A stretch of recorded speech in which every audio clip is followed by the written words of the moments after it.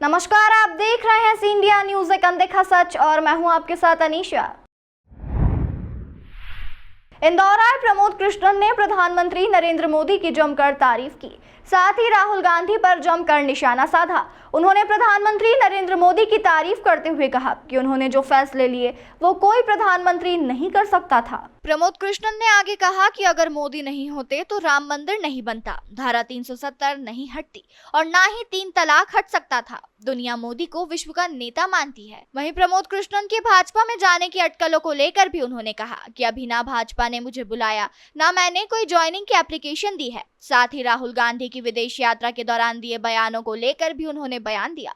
उन्होंने आगे कहा कि अगर भारत में मुस्लिम सुरक्षित नहीं तो किसी भी देश में सुरक्षित नहीं हो सकते। वहीं राहुल गांधी पर तंज कसते हुए कहा कि राहुल अब सिर्फ कांग्रेस के नहीं विपक्ष के नेता है, ये उन्हें समझना चाहिए। जो हाल राहुल ने 15 साल में कांग्रेस का किया वही अब विपक्ष का करेंगे। देखिए, नरेंद्र मोदी भारत के ऐसे अकेले और पहले प्रधानमंत्री हैं जिन्होंने भारत के गौरव को और अधिक बढ़ाने का काम किया है, जिन्होंने भारत के गौरव को बढ़ाया है, जिन्होंने भारत को पूरे विश्व के पटल पर गौरवान्वित करने का काम किया है। तो ऐसे यशस्वी प्रधानमंत्री जब दुनिया के किसी कोने में जाते हैं तो उसमें भारत का सम्मान बढ़ता है, भारत की ताकत बढ़ती है। आज पूरी दुनिया नरेंद्र मोदी जी को केवल भारत का नेता नहीं मान रही है, विश्व का नेता मान रही है। विश्व के नेता के रूप में और सार्वमान्य नेता के रूप में उभर करके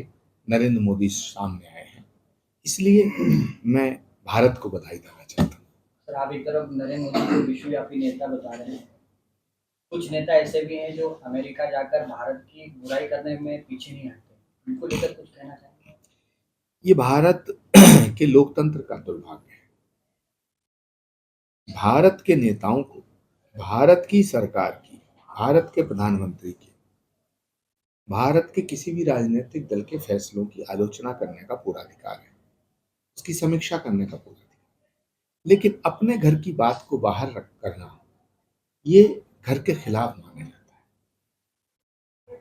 मुझे बहुत ही कहते हुए ये दुख हो रहा है, अफसोस हो रहा है कि असदुद्दीन ओवैसी भी भारत से बाहर जब जाते हैं तो भारत के खिलाफ नहीं बोलते, लेकिन अफसोस राहुल गांधी जब जब भारत के खिलाफ जाते हैं, भारत के बाहर जाते हैं, वो भारत के खिलाफ बोलते हैं, वो भारत को बदनाम करने की बात करते हैं। वो कहते हैं भारत में लोकतंत्र मर गए, वो कहते हैं भारत में सिख सुरक्षित नहीं है, वो कहते हैं भारत में मुसलमान सुरक्षित नहीं है, वो कहते हैं भारत में ईसाई सुरक्षित नहीं है।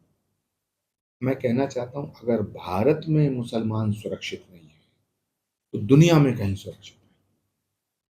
भारत में सिख सुरक्षित नहीं है, सिख हमारे सिरमौर हैं, सिख सनातन का शिखर है। सिखों से बड़ा हिंदू कौन है?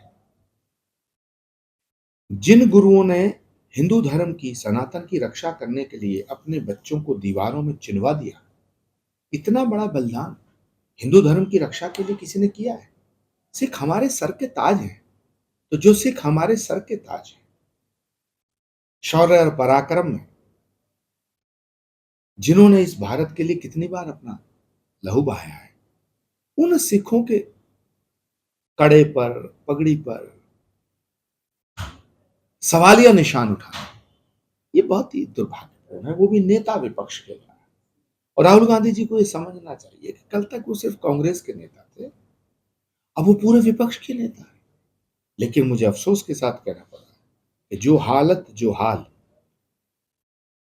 15 वर्षों में कांग्रेस का राहुल गांधी जी ने कर दिया है, पूरे विपक्ष का वही बुरा हाल राहुल गांधी जी बहुत जल्द। तमाम खबरों के लिए देखते रहिए सी इंडिया न्यूज, एक अनदेखा सच।